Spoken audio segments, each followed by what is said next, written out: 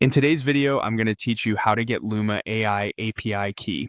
By the end of this walkthrough, you'll have your key generated, copied, and ready to use in your projects with a clear understanding of where each button lives and what to expect along the way. Start by opening your browser and heading to Google. In the search bar, type Luma AI. In the results, look for the official listing that reads Luma AI Agents for Creative Work. Click that result to go straight to Luma's main site. This ensures you're on the correct domain and avoids any confusing lookalikes that may appear in search.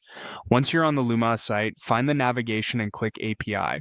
This link typically lives in the top menu and sometimes in the footer as well. That will take you to the API page where Luma outlines what you can build and how to get started. On this page, look for the button labeled Use the API and click it. That button will redirect you to Luma's platform area where keys are managed. On the platform, you may be prompted to sign in or confirm your account details before continuing. After you're in, locate the sidebar or top navigation and select API keys. This is the dedicated area for creating and managing your keys. Inside the API keys page, click the Create Key button. It's often positioned at the top right or near the center if this is your first key.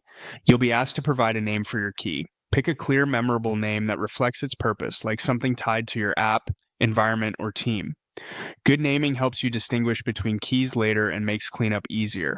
After you've entered the name, click Create Key to generate it. The platform will create the key and display it in your list, often with an option to reveal or copy. To finish, click the copy icon next to your new key to place it on your clipboard.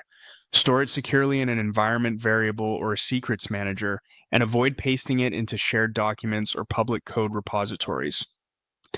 Treat your key like a password. If it's ever exposed, return to this same page to revoke it and create a new one.